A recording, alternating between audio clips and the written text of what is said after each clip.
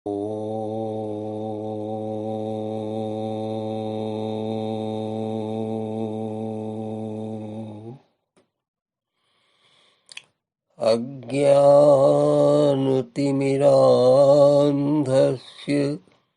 ज्ञानाञ्जनशलाकया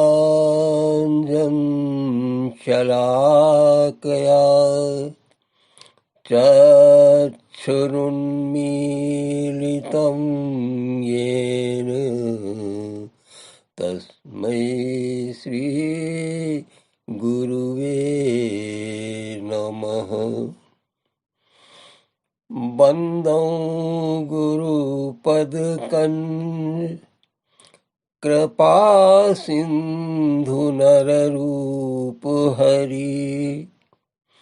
महामोहतमपुञ्ज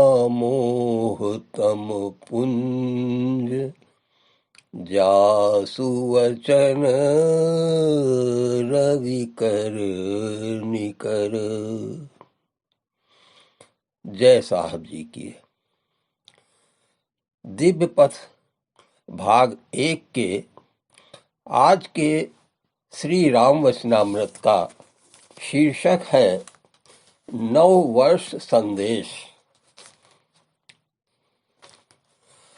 नूतन वर्ष आरंभ हो रहा है।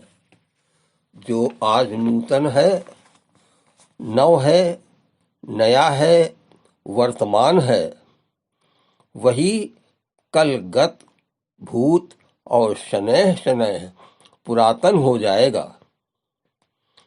यह आवागमन का चक्र या काल चक्र सदा से चल रहा है, चलता रहेगा, इससे अछूता नहीं है। विशेष रूप से दृश्य जगत जो कि परिवर्तनशील है। परिवर्तन की क्रिया क्षण प्रतिक्षण हो रही है। यह विधि का विधान है, अतः अपरिवर्तनीय है। इस नितांत परिवर्तनशील जगत में क्या कुछ है ऐसा जो इस परिवर्तन की परिधि से परे हो, जिसमें इस परिवर्तन के क्रियाकलाप का स्पर्श न हो, जो सदा एक रस रहता हो? हाँ, ऐसा कुछ समझ में आता है कि ऐसा कुछ होना चाहिए जिसकी इच्छा से, अनुमति से, जिसके इंगित मात्र से यह सब कुछ हो रहा है। वह भी तो कुछ होगा। वह कुछ क्या हो सकता है, कैसा हो सकता है, कहाँ हो सकता है, इत्यादि प्रश्नों की श्रृंखला बनकर सामने खड़ी हो जाती है। केवल परिवर्तन ही को क्यों लिया जाए? जो कुछ भी क्रिया हो रही है, वह कैसे हो रही है, क्यों हो रही है? इस क्रिया से ही तो परिवर्तन होता है। जो भी होता है, जिस रूप में भी होता है, जैसे भी होता है, वह सब भी तो परिवर्तन के अंतर्गत समावेश हो जाता है। यह बात और है कि इस प्रकार की क्रिया होने की अनंत विधियां हैं, जिनका सोचना समझना जनसाधारण की बुद्धि के लिए असंभव नहीं तो कठिन अवश्य है।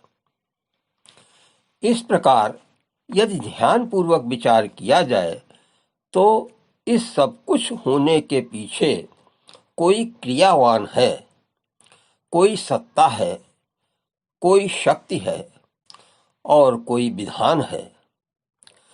इस बात को तो सब लोगों को मानना ही पड़ेगा। एक बहुत बड़े महात्मा का शब्द है, बहुत प्रभावशाली, जिससे यहाँ पर हम कुछ अर्थ निकाल सकते हैं। उनका उपनाम है मुजीब। मुजीब जिसने छुपकर किया तुमको पैदा, वही तुमसे बदला लिया चाहता है। यह मुजीब साहब का कलाम शब्द है तो बहुत साधारण सा, किंतु इस इतने कलाम में ही उन्होंने गागर में सागर भर दिया है। इसकी व्याख्या कोई विद्वान करे तो महान पुस्तक बन जाएगी। अपने में तो इतनी सामर्थ्य नहीं। यहाँ पर मैं तो केवल इतना कहना चाहता हूँ कि उस सर्वशक्तिमान ने, उस परम पिता परमात्मा ने हम सबको पैदा किया, सारा संसार बनाया। यह सारा दृश्य जगत जिसकी खोजबीन करते करते मनुष्य थक गया है, किंतु अभी पार नहीं पा सका। फिर अदृश्य जगतों के विषय में कहना ही क्या। इतना विशाल जगत बनाकर भी उस बनाने वाले का कहीं भी नाम और पता तक नहीं चलता। इस प्रकार रहस्यमय ढंग से रचना की है अखिल ब्रह्मांड की। किसी को पता तक नहीं कि कहाँ है वह बनाने वाला, सृष्टिकर्ता, रचयिता सारे चर अचर जगत का। वही तुमसे बदला लेना चाहता है। कैसा बदला? यही ना कि हमने तो इतना बड़ा संसार बनाया और अपने आप को छुपाए रखा। इसी प्रकार मनुष्य मात्र के लिए संकेत है कि वह जो भी करे, अपने लिए या दूसरों के लिए, उसमें दिखावट बनावट बिल्कुल न हो। हम लोग किसी के साथ भी कोई छोटी मोटी भलाई का काम करते हैं तो समझते हैं कि हमने बहुत बड़ा काम किया है और अपनी प्रशंसा और बड़ाई खूब चाहते हैं। किसी को एक पैसा भी देते हैं तो दिखाकर कि लोग जाने कि हमने दिया। इस प्रकार मनुष्य अपने ऊपर न जाने कितने मल विक्षेप और आवरण चढ़ा लेता है। झूठे मान, बड़ाई और प्रतिष्ठा के अहंकार के इतने झीने पर्दे रहते हैं कि मनुष्य अपने ही आप को ढके हुए इनको नहीं जान पाता है और फलस्वरूप आवागमन के चक्र में रात दिन पिसता रहता है। बड़ी कठिन समस्या है, जिसको सुलझाना तो दूर रहा, नित्य प्रति और उलझता जाता है। तो फिर किया क्या जाए? बात यह है कि जब हम सामूहिक रूप से कोई कार्य करते हैं तो उस समूह में जितने लोग होते हैं सबका ध्यान रखना पड़ता है और जिस उद्देश्य को लेकर काम करते हैं उस उद्देश्य को पूरा करने का भी ध्यान रखना पड़ता है। फिर उस समूह में जितने भी लोग रहते हैं कुछ न कुछ सभी काम करते हैं।